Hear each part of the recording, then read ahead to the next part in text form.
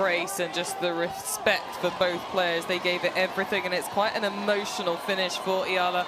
I think she had to dig deep emotionally out there. We saw the foot pain halfway through. She had the ankle tape ripped off. She had to deal with so much out on court, and she's been doing so much winning recently. Sometimes that fatigue can build up, and it was a brilliant match between the two.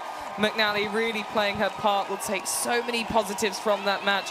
Also go and analyze it and look at future corrections that she can make. But such an exciting game of tennis for the sport, for both players and for the crowd out here. Absolutely superb. What a victory that is. She really had to work hard, and she has played a lot of tennis in the last couple of weeks.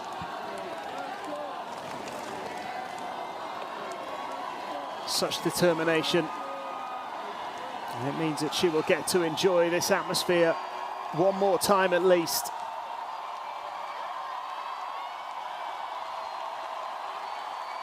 Really quite overwhelmed with the occasion. She held it together so well during the match, but now that it's all over,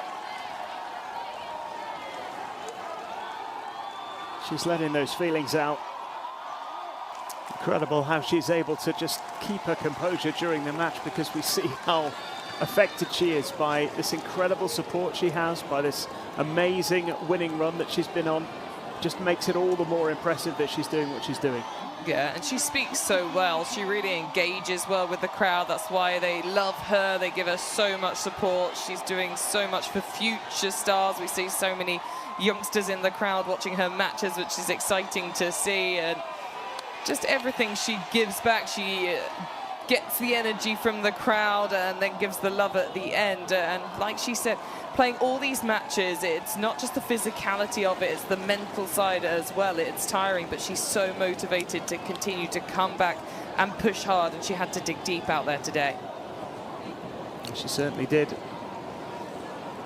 I probably feel she should have got it done in straight sets. She served for the match in the second and wasn't able to get over the line. Had that medical timeout as well. She said she was fine on that on-court interview. But for the first time in what must feel like a long time, she has a day off tomorrow to recover and prepare to face Belinda Bencic in the next round.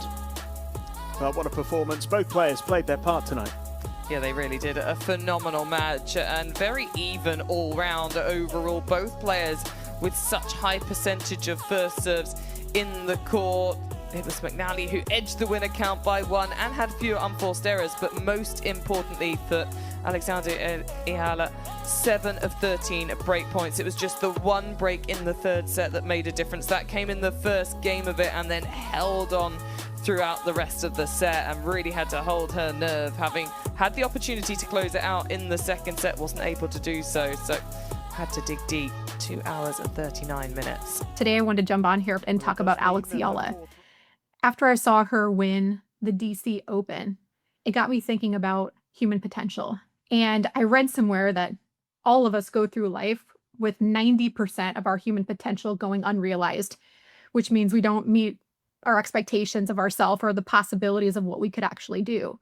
And after watching her play these sets, it became really clear that I needed to run this podcast.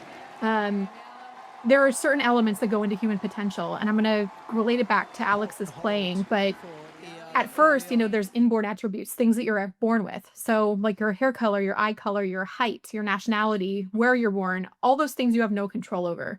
Those are just things that you're given, that you just have when you're born. If you take that, your inborn attributes, and you add them to your acquired attributes, which means your learned skill. So whatever you pick up through knowledge, training, practice, mindset work, whatever it is, your acquired attributes you have total control over. So what you want to learn, how long you want to learn it, how much you want to practice, you add that to your inborn attributes, and then you multiply that by your attitude to give you your total human potential. And when I watched Alex play, I realized that she's using a ton of her human potential, because if you think about it, in any industry, a rain delay can create, which happened to her in DC, a rain delay can create all this mental stalling, right? It can create all the second guessing. You can go in your head and you can, really spiral out of control, especially at that level of play. And in the first set, she lost. And in any industry, if you lose in the first set or you lose at the beginning of something, your confidence will start to chip away unless you have relentless practice. And relentless practice means practicing until you get it right and then practicing until you can't get it wrong. And it was very clear that that was her mindset because she was not rattled at all. She came back and won the second set and then annihilated the third set. And that just shows that her practice and her dedication and her mindset were so rock solid that all these little things were not going to chip away at it. So if you're in any industry and you want to get really great and become incredibly consistent at whatever you're doing, look at your acquired attributes. What have you learned? What have you studied? What have you practiced? And then how's your attitude? Is your attitude positive and motivating to yourself and others? The interview afterwards with Alex was unbelievable. And it was all love and gratitude. And she was doing it for herself. And she was so just positive at the end of this. She wasn't like, oh, yeah, I really got in my head or I really struggled or whatever. She was like, hey, I just have total love. I came into this with total love. And I know I'm doing this for myself. And this is an achievement that I was able to create. And that just goes to show like her mindset work was 10 out of 10. Her acquired attributes on what she learned and developed in that skill in tennis, no one stood a chance against her because she could drop a negative and move straight on from it. We see this so many times in other industries where somebody hits a wall or hits a negative and they cannot move on. They're just paralyzed by that negative belief in themselves. So if that's you and you can't do this, watch that match and challenge yourself to practice until you get it right and then practice until there's no way you can get it wrong.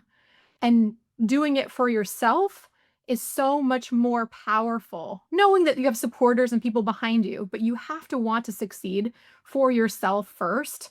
And then you can put, other pressure on yourself down the road. But just knowing that you can achieve your human potential when most people, 90% of that human potential will go unrealized, start striving towards something better today.